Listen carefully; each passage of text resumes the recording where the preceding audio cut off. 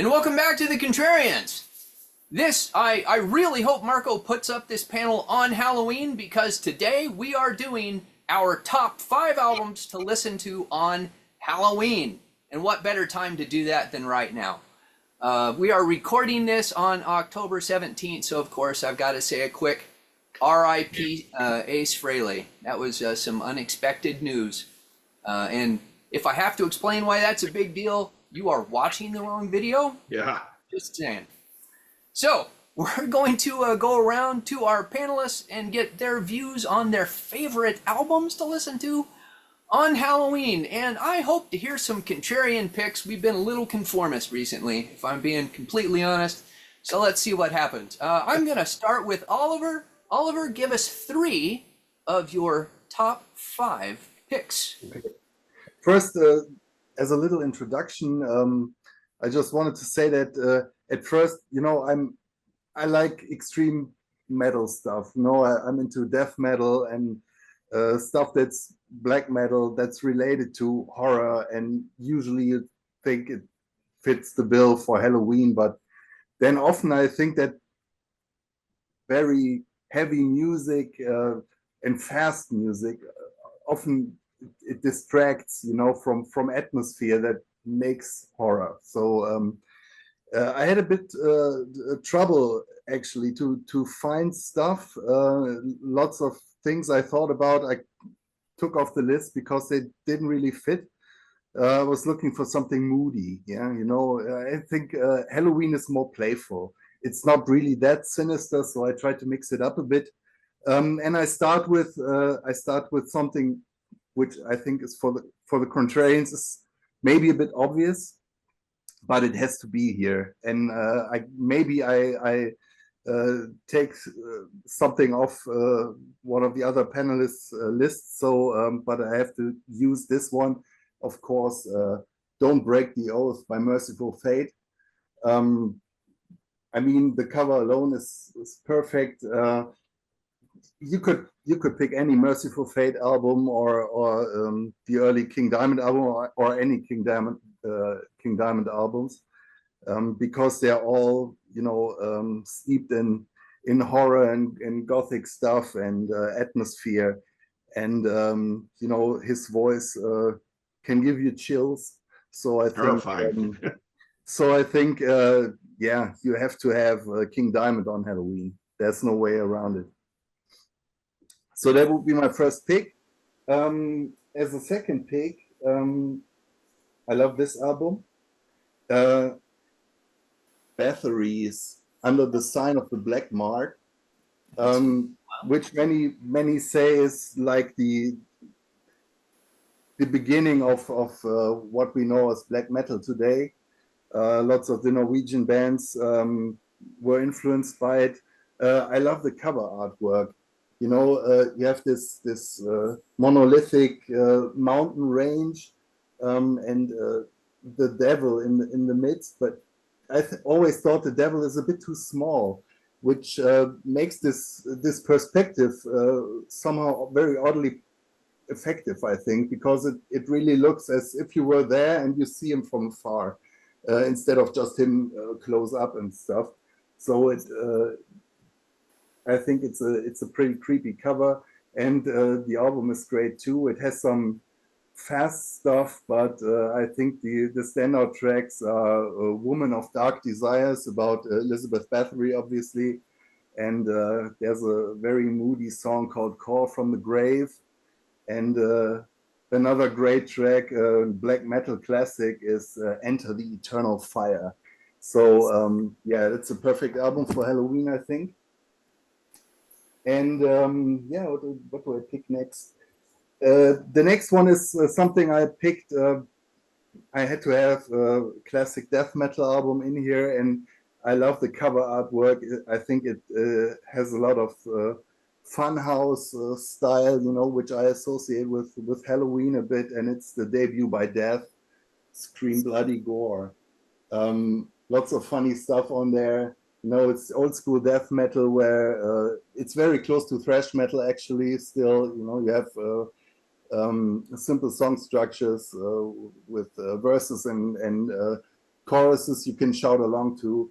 Standout tracks are obviously Zombie Ritual, Evil Dead, and Torn to Pieces. So that's yeah, great thing to raise the mood for Halloween, I think.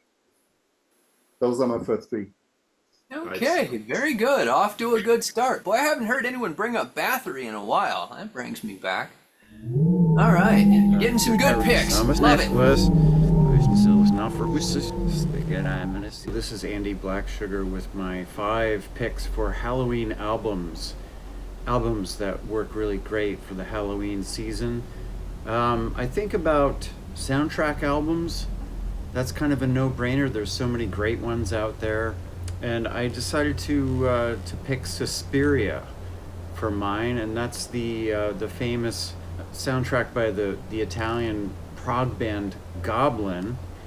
And it is a really and truly spooky soundtrack, and it's really inventively orchestrated. They are a rock band. They have normal rock band instrumentation, but they've got all these other exotic instruments, spooky kind of whispered sound design in the margins, and it just goes so great with the movie, but it's absolutely chilling to listen to on its own as well. So yeah, Goblin with the Suspiria soundtrack. Suspiria is the great Dario Argento's film from 1977. Speaking of soundtracks, Fantomas, the great supergroup led by Mike Patton, have an album called Director's Cut, which is the band having their way with some themes from horror movies and TV shows and the like. It all gets filtered through the funhouse mirror perspective of Mike Patton with Trevor Dunn and Buzz Osborne and Dave Lombardo. But it's really Patton's vision here, and he plays all the other instruments, keyboards and stuff, and of course his voice is an instrument which he orchestrates to as profound an effect as I've heard on any of his works. So you get the Omen theme on here, Rosemary's Baby. It's just got a spooky ambience overall, but it's really expensively recorded. It's really hi-fi. It's really cinematic. It's just super fun to listen to. So Fantomas, Director's Cut. Next I've got Nico and her album The End, which I think was from 1974. Oh, forgot to mention, I think Fantomas Director's Cut was 2000. I believe it was the release date on that. Anyway, this Nico album, wow. I don't believe they were trying to make a spooky album per se, or a Halloween album, but it is a dark and haunting piece of music. Nico, of course, from Velvet Underground. The core of this music is her voice and the harmonium, which she plays, which is a really kind of a strange, old-timey, creaky, dusty, old-sounding instrument. I actually wrote a review of this album for a magazine years ago, and I'm going to read one of the paragraphs, or the first paragraph. This is what I said. Stark, frightening, ritualistic, and beautiful. The End is a 42-minute stroll along a sheer drop into unknowable emptiness and terror.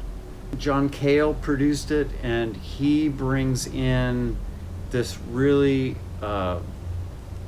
creepy ambience with various instruments around the edges. And it's still Nico front and center, and there are no beats, there's no groove to tap your foot to. It all just sounds like a ghost performing in the attic of a house. Brian Eno does some spooky electronic treatments. You've got these weird collapsing machinery guitars. Nothing really sounds traditional, but wow, it is a spooky, haunting record, and it's named after the title track, The End, which is a Doors cover. I won't say anything about that. Janitor of Rock, let's go up to you. Give us 3 of your top 5 things to listen to on Halloween. Okay, first I went for some very obvious picks, but I think for Halloween sometimes it's the way to go. First I picked Earth AD from the Misfits. It's probably their heaviest album, and I would say maybe their best. It's very consistent. It's not full of hits like others, but it's very moody, and it has it has all the standout tracks on it, like Death Comes Ripping, Green Hell, famously covered by Metallica on Garage Inc., or Wolf's Blood. Yeah, I think you can't go wrong with the Misfits on Halloween. You could also have picked Walk Among Us or any other Misfits records. My second pick is a bit heavier and more crushing. It's Nails. Don't know if it's maybe not that well known among the Contrarians. I'm not sure. It's let me check. It's from 2010. Was released on Southern Lord, and they are from Oxnard in California, and so very very crushing grindcore band. This album is only 22 minutes long, but Nails only need 22 minutes, if you know what I mean. And they have released 4 albums so far. The last one came out in 2024. I can recommend all of them. This was the first one, their debut. And I mean, thematically, it's also fit to Halloween, as you can see. And yeah, it's a great record. Unfortunately, I've never seen them live, but they should be great, as I hear. Okay, my next pick is also, I think, maybe a little bit obvious. It's Rocket from the Crypt. It's their major label debut from 1995. It's one of the many bands from Speedo Rise. He also has the Night Marches. He has been in Drive Like Jehu and many other bands. I don't know all of them, to be honest. And this is really, in my opinion, rock and roll. This has also kind of a little bit of a misfit twist, like horror punk rock and roll. But what the Misfits don't have, is a horn section, which fits perfectly to this kind of music. My favorite tracks are Born in '69 is maybe their best songs. But I can recommend the whole album. It's full of hits, and the production is great because this was their major debut, and you can really hear it. It sounds really, really good. Nice. Yeah, that's my third pick. Okay, very good. I am totally unfamiliar with Nails, but I don't know anything about the grindcore scene. So one new band at least. I always love getting turned on to new music, listening to these things. I have to add, the Nails album is produced by Kurt Ballou. Maybe you heard of him. He's from Converge, and all the albums he has produced sound amazing, crushing. Oh. Okay. All right, and Elder, welcome. Glad you could join us. Sorry, I'm right late. Now. Yeah, it's all right. We're doing 3 picks and then 2 picks, but we're going to go to Butch next. Butch, give us your first 3 of your top 5 Halloween albums. All right, I might have a couple on here that might be more, I don't know, contrarian approved or whatever, or common. But again, these are records I actually pull out every year and listen to. I don't have any props with me, but I do have most of this stuff in my collection. I purged like a bunch of my CDs, so some of the stuff is out the door waiting to come in on vinyl again. But okay, anyway, the first one, probably the most obvious one on my list, is Welcome to My Nightmare by Alice Cooper. I vacillated between that and Killer. I don't know. Welcome to My Nightmare is a little bit more. Killer is a little bit more sardonic, I think, and Welcome to My Nightmare just has like that, I don't know, a little bit more over the top kind of fun, like Halloween kind of vibe. It's kind of, campy, and then Steven is on it, which is one of my favorite Alice Cooper songs. Totally creepy. I just think it's a perfect record for this time of year. So Welcome to My Nightmare, Alice Cooper, is my first pick. Then one of my favorite bands of all time is Typo Negative, and I could have gone in many directions on this one, but honestly, even though it's not as directly like Black Number One is probably more the Halloween kind of vibe, or even on World Coming Down you have the song All Hallows Eve, but for me, October Rust is the record. It's this time of year. It's an autumn record through and through. So it just fits the whole vibe. It's got like a, I don't know, it just has a whole, like I said, it feels like autumn when you listen to that record. And there are creepy parts on it, and then there's just and always the image in my mind is seeing them on the tour. I saw them twice, and the second time they did the whole thing on they would always tour around Halloween, it seemed, and the whole stage was decked out with like cemetery gates and vines and leaves and pumpkins, and so that record is just burned into me. It's a must listen to this time of year. It feels, you just feel the chill in the record. I don't mean that in like a spooky way. It feels like leaves falling, and there's just so much that goes with that record that is perfect for this time of year. So I'm gonna go with that one as my second. Then I'm gonna go off the map a little bit. This isn't even a rock album. Someone turned me on to this compilation that Columbia Records put out years ago on CD, and it's called Fright Night, music that goes bump in the night. And what it is it's sections of classical pieces that are all kind of like eerie, spooky sounding. Like you have Night on Bald Mountain is on here, In the Hall of the Mountain King. That part from the Peer Gynt suite is on here, and The Sorcerer's Apprentice is on here.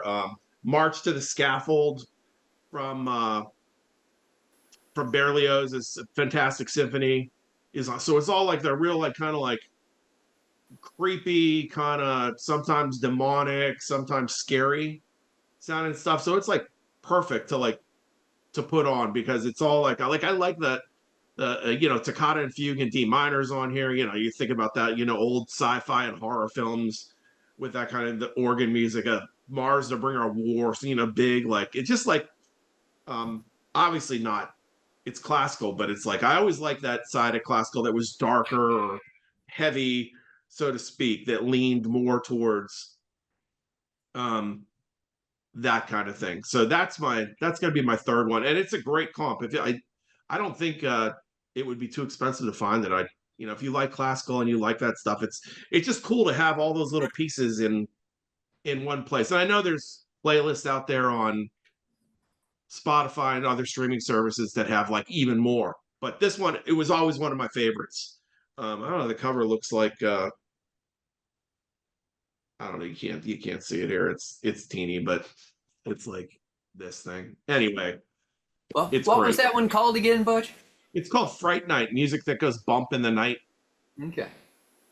All right. Have you ever seen the Alice Cooper Welcome to My Nightmare TV special from back in 1974? I did see parts of it, and what amazed me about it real quick was I saw him on the Hey Stupid tour, and he did this thing where he had a big screen behind him, and he timed it that he walked through a slit in the screen and then appeared. And I'm like, oh, that was cool. I mean, that's in the 90s. I thought it was great. To know that he did that in 75, that must have, every high person in the crowd must have been like, oh. Yeah. I saw that when it came out. My wife and I have it on Blu-ray, and I still can't get over the fact that there's a part in there where Alice Cooper is dancing around singing Cold Ethel. And I'm like, yeah, in the early 70s, you could have a guy singing about necrophilia on network TV. And boy, that wouldn't fly now. I guess if I don't think so. They must not have known what that song was about, although it's not exactly subtle. Still plays it live too. Yeah, crazy. So, okay, good pick. Let's go over to Elder of Rock. Elder, give us 3 of your top 5 albums to listen to on Halloween. All right, well, I'm going to be with Butch on one of them, Typo Negative, October Rust, exactly what he said. It's a very fall-sounding album. It's just got that vibe to it. It's also, and then it's October Rust, but it's also got a good Christmas song on there as well, leading into the system, Red Water, which is a great, I think it's a great Christmas song. It's my favorite Christmas song, but it's also, like I said, to put it on for a Halloween vibe. It's great. You get this, some songs you do get that feel like you're walking through the woods, leaves are falling, and and it's scary, and it just definitely does have that vibe. So yeah, I agree with that. So that's my first one. My next one's going to be, I don't get in the mood much to listen to this band, but this is a time of year I do get in the mood to listen to them, and that's Merciful Fate, and I'm going to go with Melissa. I mean, that whole album is just so creepy. When I first heard it, it was creepy. You gotta, the production on that one, especially, is more Sabbath-like. The next one is a good album, but it's got more of a brighter heavy metal type of production to it. This one, I think, has a more doomy production to it. You got songs like Evil, Curse of the Pharaohs, King Diamond, his voice going, singing in those high registers, and he also singing low sometimes, creepy. So like I said, don't get in a mood to listen to him much, like around this time though. And on Halloween, I definitely put on some Merciful Fate, Melissa, around this time. My next one is going to be it's a goth band called Rosetta Stone. The album Adrenaline. That one is just it's got a song called The Witch on it, especially, which is especially great. But they got that whole kind of like I said, that dark industrial goth type of production to it. And it just is a great mood setter. Sets the mood great for Halloween at this time of year. So those are my first three. Okay, fantastic. All right, already one overlap. Let's see if we have any others as we go on. All right, so I had to do this exercise just a little bit differently. I do not think about seasonality when listening to music. It's very interesting. My wife has albums that she will only listen to at certain times of year, and that doesn't like emotionally make any sense to me. I listen to the same stuff year round. So it's like I get it. You're like, oh, it's fall music. And I'm like, I understand what you're saying. It doesn't really connect with me that way. So I had to just think, Halloween, October, what do I listen to? What's the first thing that comes to mind? So the very first thing that came to mind is the first band that comes to mind pretty much every time, and that's going to be Black Sabbath. A band that's literally named after a horror film. And people might be tempted to go with like the first album, which is probably the spookiest. But for me, I have to go with Born Again. For one thing, I love Born Again. And Ozzy had a lot of attributes as a frontman, but he never had menace. Ozzy was too much the class clown. I mean, yeah, he drank a lot, he did a lot of drugs, but he was just like this goofball. He was never scary. Whereas you get to the beginning of Disturbing the Priest, and Ian Gillan has that like unhinged screaming shriek at the beginning of that. Ozzy never came anywhere close to that. And that's not a criticism of Ozzy. We're talking about two very different performers here. But I'm saying for Halloween, for like a frightening thing, I'm going with Born Again. I only have it electronically, so I don't have like the cover to hold up, but that the image of the baby with the demon claws and everything, it's just it's Halloween in a nutshell. So that's the Sabbath album I listen to on Halloween. Plus, it's just a kick-ass album. And then when I think of Halloween, frankly, I think of Halloween, which is one of my favorite European heavy metal bands. Like a lot of people in America, I first became exposed to them when they released Keeper of the Seven Keys Part 1. It got a big publicity push in the United States, and it has the song Halloween on it. So that seemed like a natural enough thing. But that's not the album I go with, because I go with The Dark Ride, probably my favorite Halloween album. And I'm just going to say this for all of those people that are still living like it's the 1980s. I like Andy Darris's vocals better than Michael Kiskey's. There, I said it. I'm not sorry. Thank you, Butch. It's good to get a little validation out there. And the song "The Dark Ride," which is kind of a Something Wicked, This Way Comes Evil Circus kind of track, is an absolutely fantastic like long form album closer. And I would rather listen to it than Halloween any day of the week.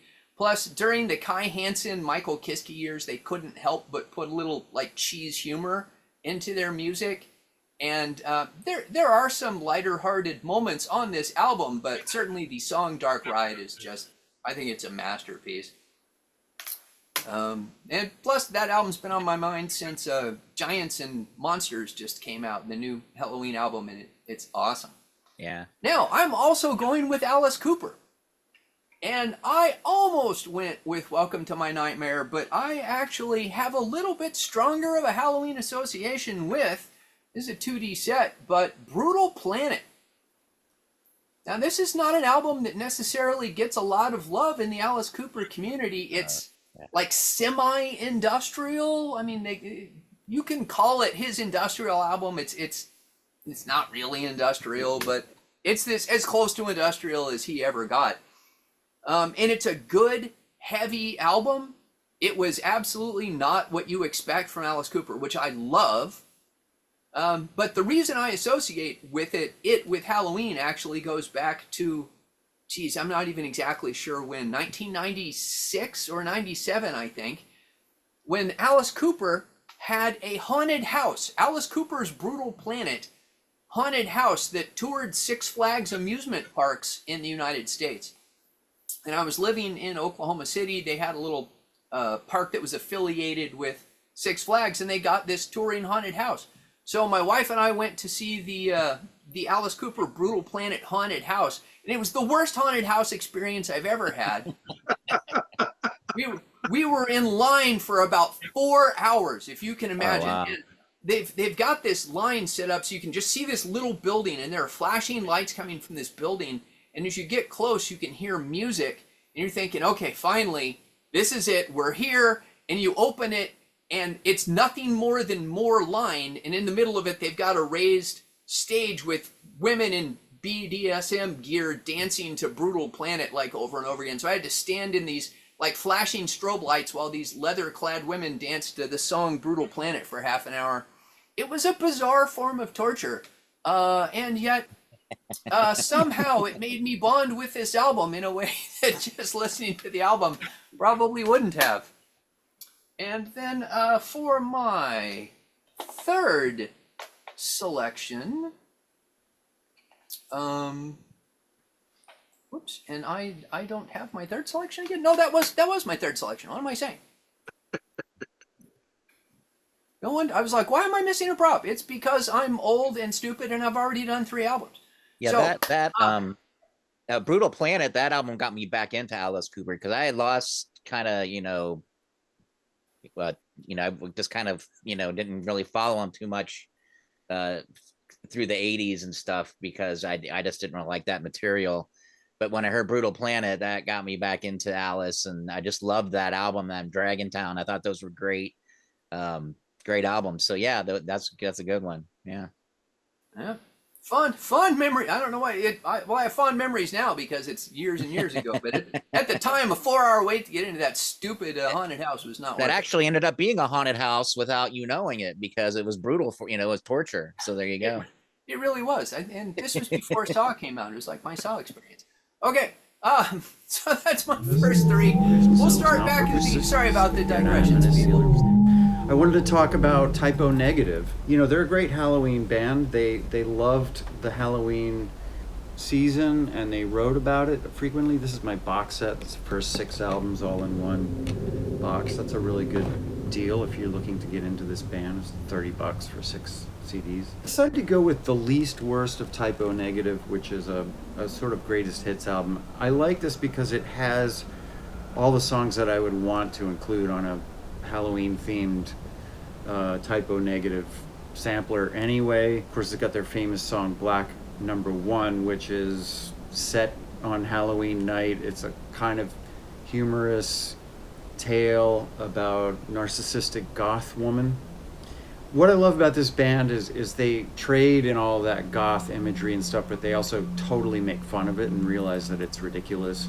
And I love their sense of humor about that. You also get their cover of the song Black Sabbath on here, which is really, really doomy and very atmospheric and creepy. and very cool.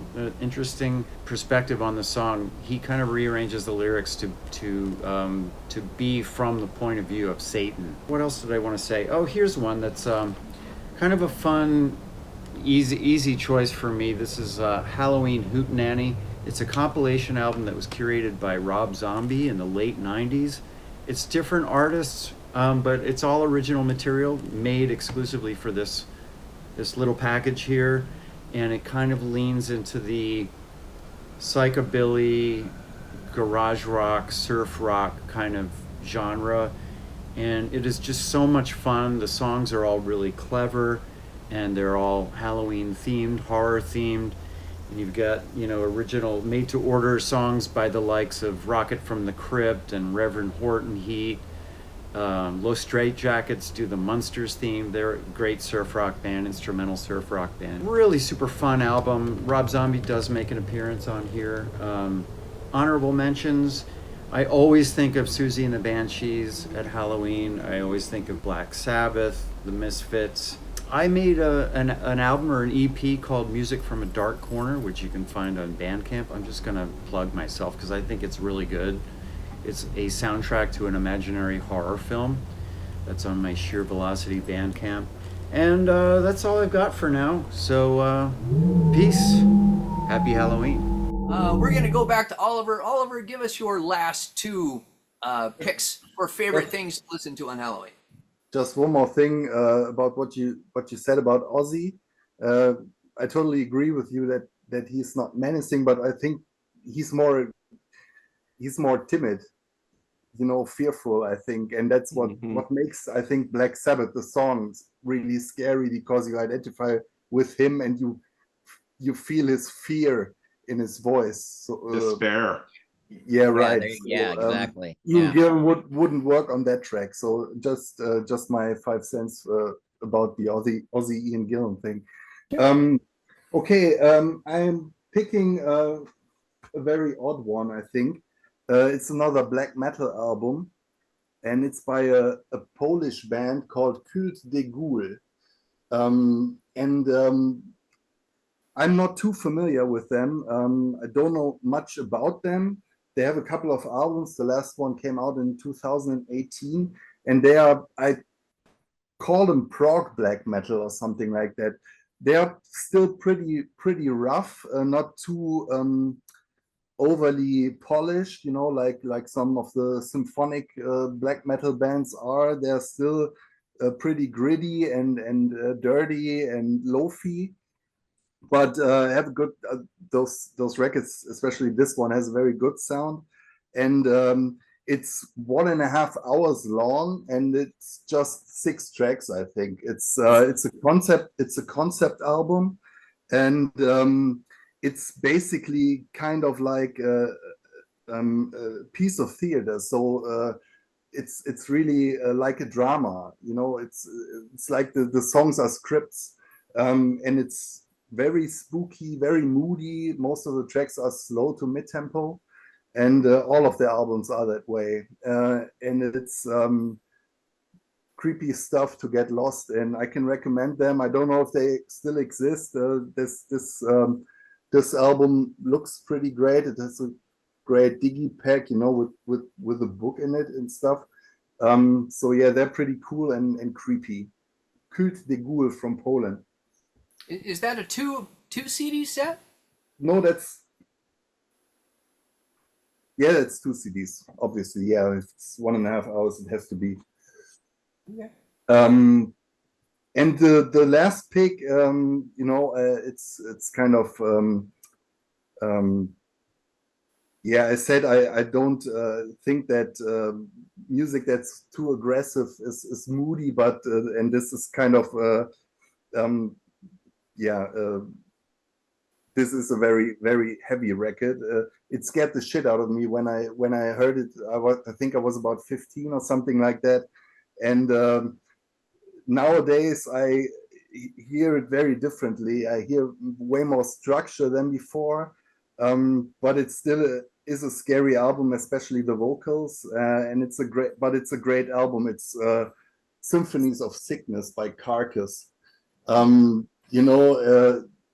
I mean, the song titles are funny and poetic in this at once. You know, I reek of putrefaction, exhumed to consume, stuff like that, slash dementia. And I think they are amazing songwriters. You know, and on their last couple of albums, they really polished their sound and changed their style, and you can hear what they're capable of.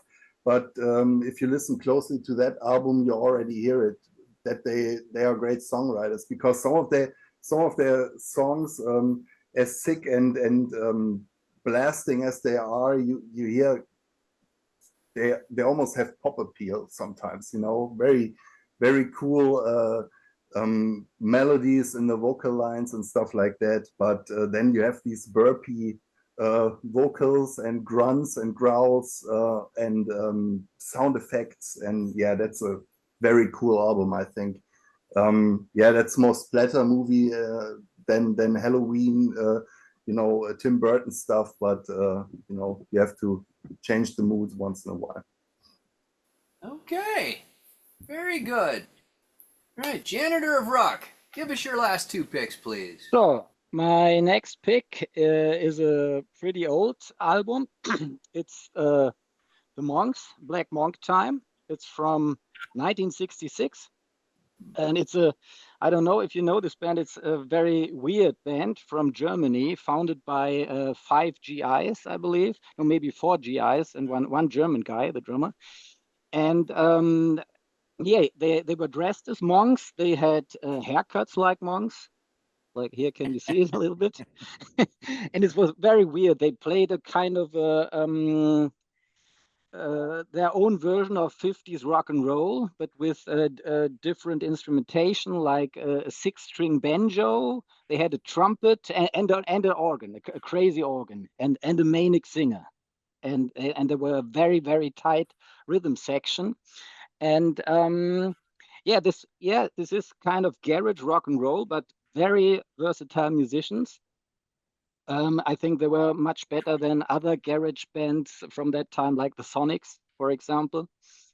And it's very eerie music and kind of strange, and it has a very manic, evil vibe, and it's also danceable. Yeah, you believe, I don't know, some skeletons and ghouls are dancing in your attic to this kind of music. It's very eerie and moody. I love it.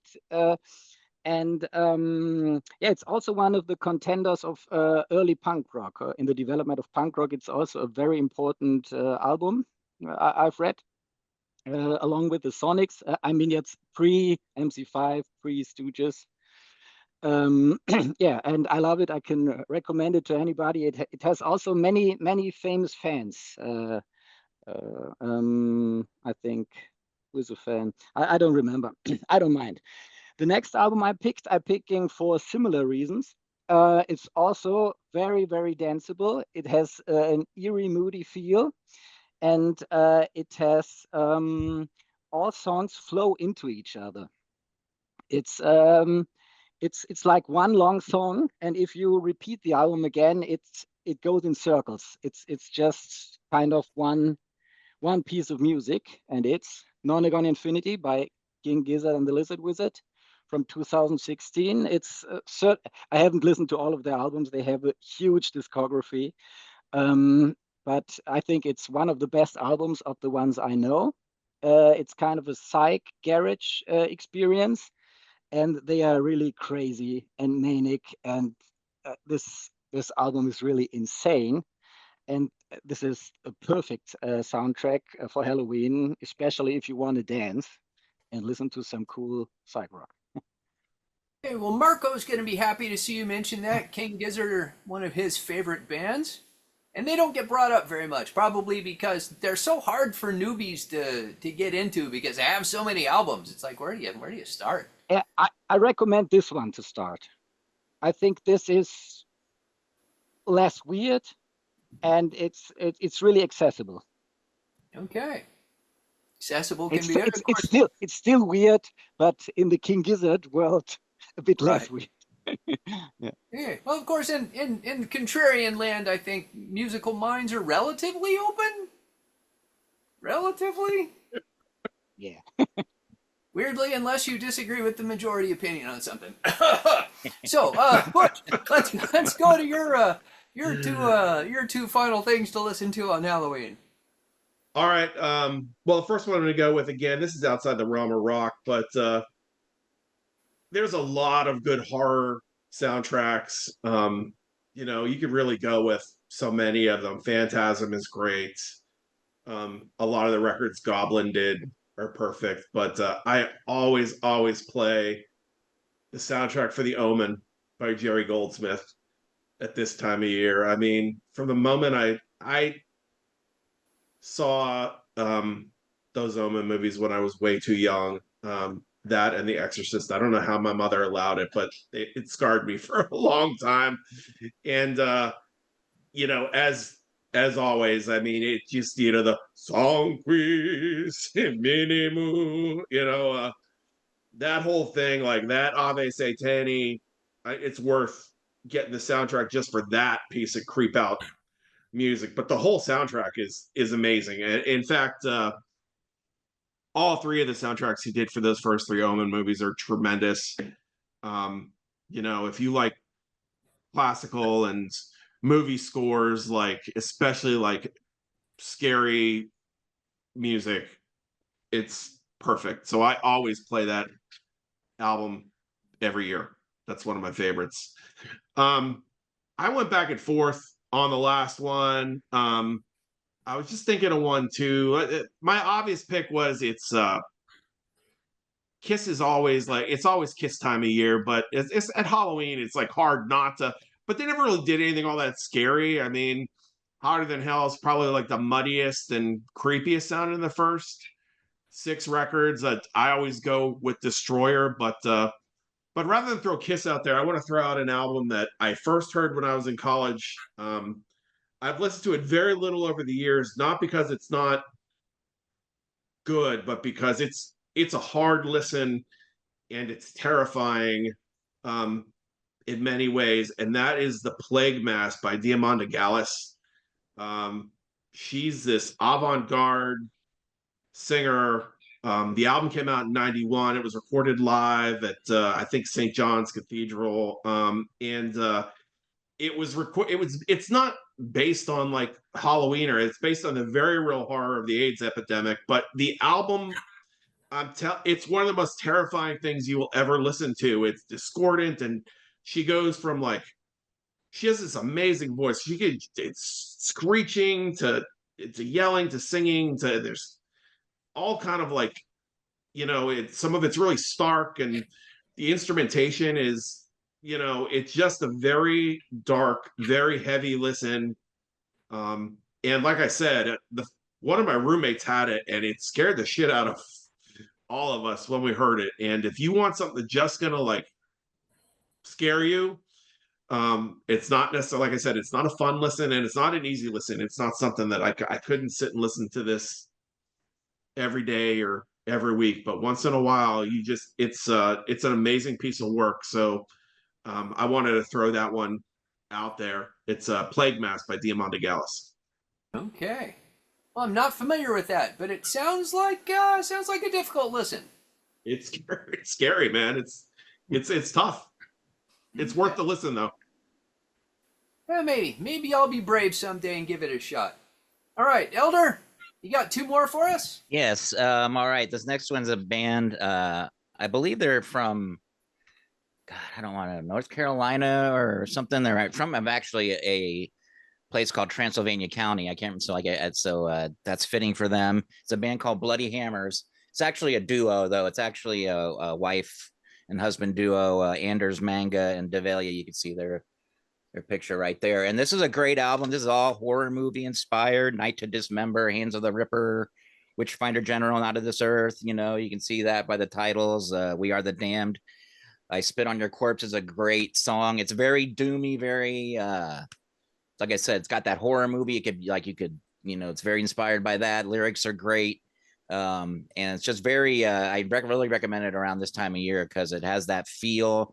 It's not too heavy. It's just more, like I said, doom metal. but not like slow. They got like good mid-tempo stuff. They're not really dirgy or anything, and it's very catchy stuff, very hooky, and I really recommend it. So Bloody Hammers, Songs of Unspeakable Terror. There you go. And then my next one's going to be like Butch said, it's I always think about this band this time of year, Kiss, because when I first saw them, they were on the Paul Lynde Halloween special. And then right after that, I got the Destroyer album, and after that, I was dressing up as Kiss, for Halloween. So I'm gonna say Kiss Destroyer. Like Butch said, it's not really scary, but that does have God of Thunder on it, and I think the overall sound of the album is very gothic. So with Bob Ezrin production, so he's very good at that because he did a lot of Alice Cooper stuff. So yeah, that's my number one is Kiss Destroyer. Okay. Nice. I remember watching the Paul Lynde Halloween special back in the day too. My parents were horrified. Yeah. I don't know if my parents watched it with me. I can't remember. I remember my brothers, though, I think were like, oh my God. And I was just like I never seen anything like it before. And after that, I was, I got into music. I got into bands, I wanted to play music. So, and then, like I said, always dressing up at Halloween as them. I was always Gene Simmons, really, but yeah. Okay. Some things stick with you a lifetime.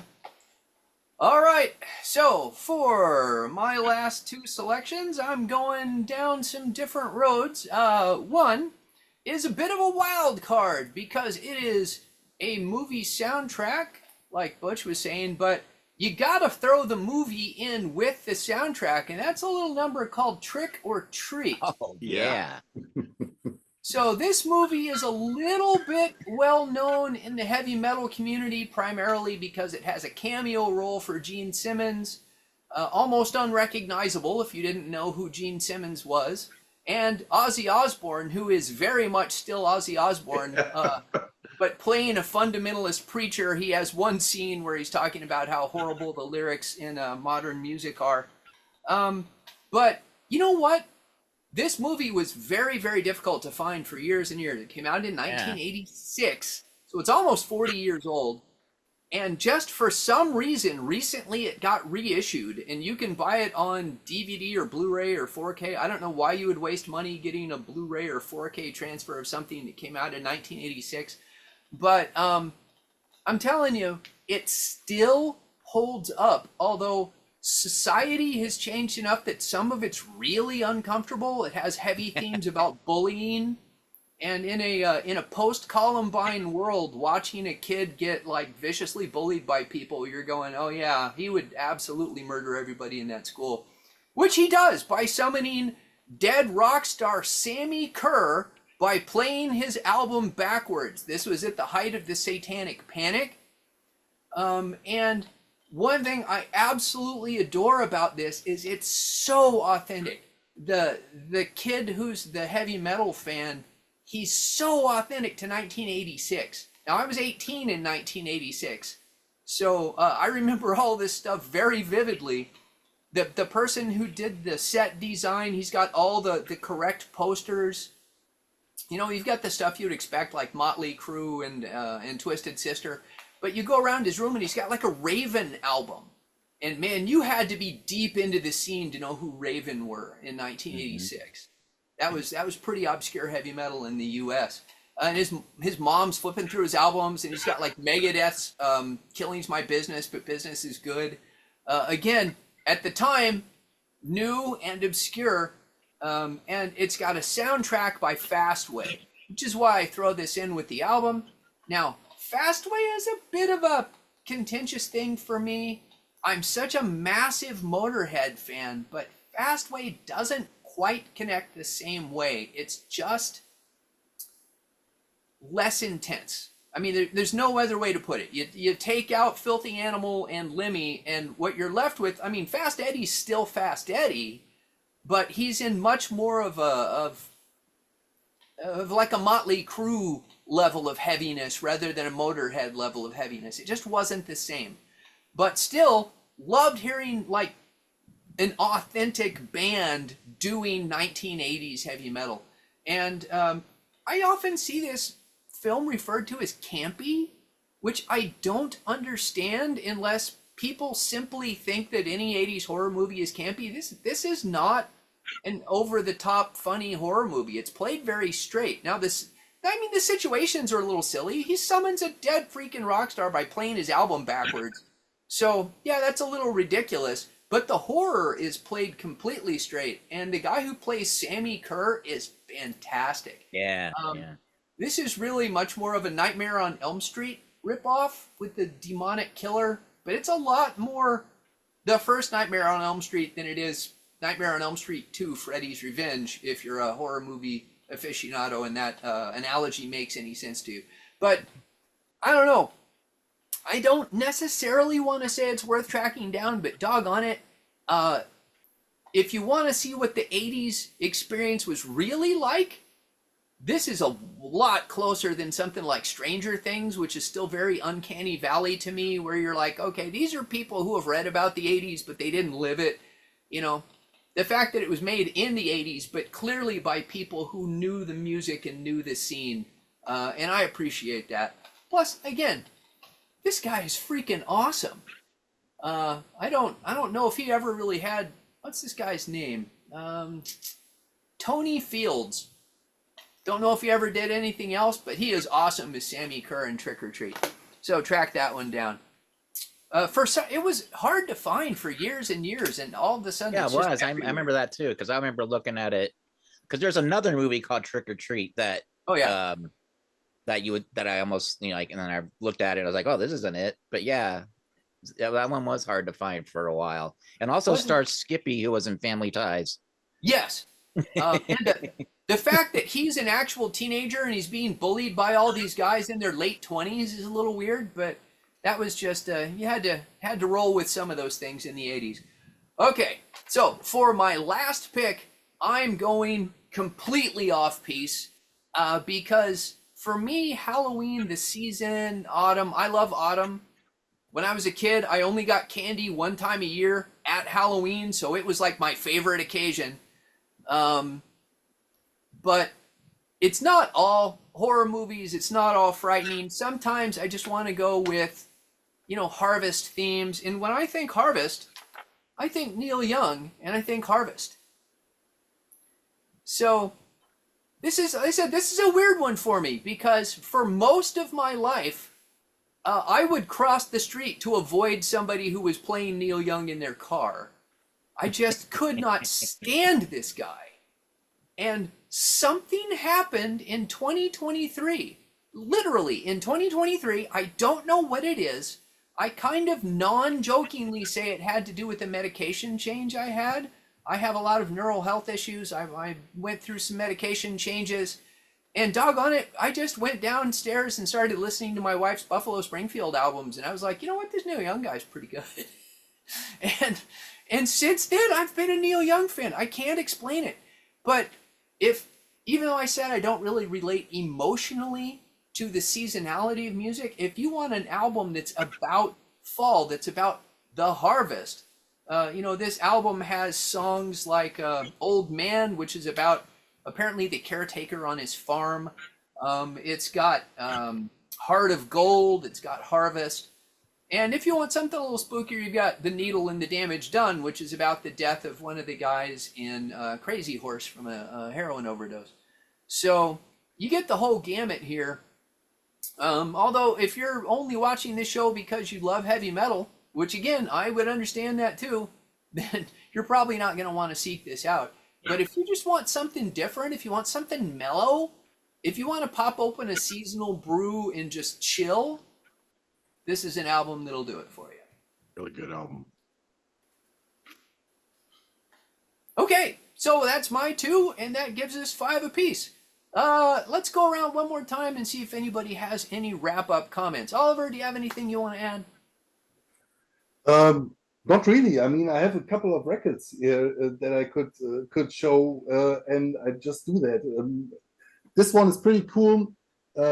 Nocturnus death metal band from Florida, first wave 1990, and it's more of a science fiction edge. That's why I didn't pick it now, but it has these spooky keyboard parts which are very Halloweeny, and I think that makes it a good fit.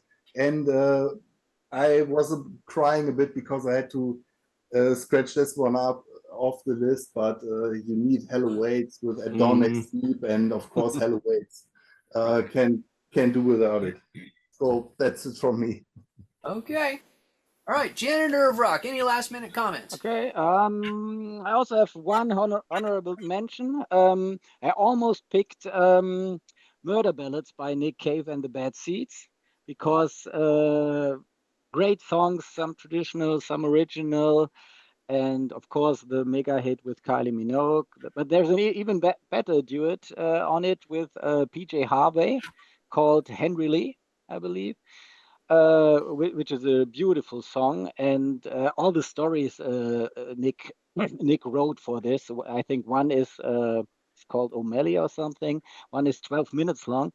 It's really good. It's really great storytelling. I love this record. I heard it back in 1996, and still one of my favorite Nick Cave albums. I can highly recommend it. Okay. All right, Butch. I don't really have any other comments. A couple of things I left off my list were, I did mention Kiss. I was gonna throw King Diamond in there. I mean, honestly, I listen to King this time of year, and like Oliver and Elder said, you could put on any Merciful Fate or King Diamond record. All those King Diamond records are concept albums. There's always some, it's like American Horror Story in audio format. There's always a different story. They're always like creepy and disturbing, and all his records are solid. I probably would have gone with Abigail, since that's the one that I was terrified of King Diamond, by the way, and Merciful Fate up until I grew up a little bit. When I was a teenager, I've probably said this on the show a million times when it's come up. Like, it's Merciful Fate, literally, them and Venom like scared me as a little kid, and that's part of because, like I said earlier, like my mom let me watch these movies about the devil like way too young, and I was terrified of any of that stuff. So it's like from the minute I heard King's voice, that piercing high, and saw the picture of him on the back of the Melissa album cover with the smoke and the it was like too much for me, and I eventually was able to slowly get into him by appreciating the musicianship that was going on, and then I saw him live and I came around on his voice, and it doesn't scare me now very much. But there's just a quick note too on Tony Field, since you brought him up. I looked it up. Check it. This guy, first of all, he died young at 36, but he's one of the lead dancers that was in Michael Jackson's Beat It video. Okay.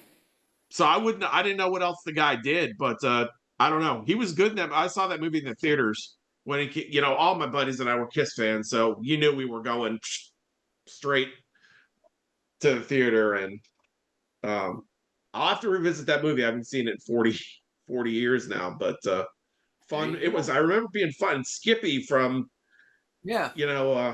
was in Family it. So Ties. yeah, interesting. Yeah, that's good. Okay. Bring it Happy back. Halloween, everyone. That's my job here. All right, Elder of Rock, any wrap-up comments? Yeah, a couple I had. I didn't mention. One is Lizzie Borden, Master of Disguise. Oh, that's a good one. Yeah, it's got a great feel to it. Very theatrical, gothic themes all around it.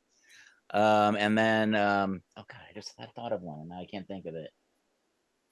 Megadeth, Killing Is My Business, but business is good. And the thing with that one, I mean, the lyrics and all that, love to death, looking down the cross, that's some great lyrical things, but also the production on that album helps make that kind of a darker kind of sounding album, because it's kind of got that doomy production on it that their later ones, are kind of more brighter maybe, and more heavy metal type production. This kind of is like a doomier production, I think, because they spent most of their budget on cocaine and stuff on that record. But but yeah, so that's my other honorable mention with those two. How about that piano intro to Love to Yeah. Death? Man, Yeah. that's creepy, man. That's like right up there with like the Halloween or the something. tubular bells and Yeah, or the Halloween theme or something. Yeah, very spooky, something like creepy. Yeah. See, I always think of Peace Sells as their creepiest album, with songs like "Good Morning" and "Black Friday." Yeah, that one is too. Yeah, but I think something about the production. Like I said, the production on "Killing Is My Business" just makes it seem like you're in you're in a basement or something. Like when they recorded it, it's some creepy old musty basement or something. You know, given the budget in the middle of a they had to pentagram work or something. with, it probably was something that was that dingy. Yeah. All right. I always think of the album Killing's My Business. MTV, of course, used to have Headbangers Ball, and one episode was being hosted by Dee Snider. And he was like, and there's a new band, Megadeth? Megadeth? Really? Let's see here. And their album, Killing's My Business, and Business is good. And I remember he paused and looked at the camera and goes, oh man, you got to catch these guys before they get huge. And he was like, ha ha, these guys are going to disappear. And of course, Twisted Sister was gone less than a year later. And, Megadeth is I actually saw that tour with, they opened for King Diamond. So that was a great show too, by the way. Yeah, that was, and it was right before, I think Peace Sells came out, but it wasn't out yet. We were all kind of expecting it. So they were kind of still promoting both albums actually, but it was, yeah, that was cool. And Dave Mustaine, actually, I got to meet him briefly. He came out to the bar, and nobody really noticed him. And I was like, "Hey, man!" And I had him sign my ticket. So yeah, he's cool. Yeah, sweet. All right, everybody, there you go. That is 25 albums to listen to on Halloween. That's more music than you can get through in a single day. So maybe space yourself out a little bit and listen to music all year around. Got some new albums to turn people on to here, I hope. Thank you for spending a little time with us. If you want to jump on these panels, we're all members of the Contrarians Patreon. And they have merch, like all kinds of things. But basically, it's just people that love music. We love talking about music. That's why I still do this, because I love talking about music. And these are some of the best people that you're ever going to talk about music with. So guys, thank you for being on the video with me. I have had a blast. I hope everybody enjoys watching this, and we'll see you real soon on the Contrarians.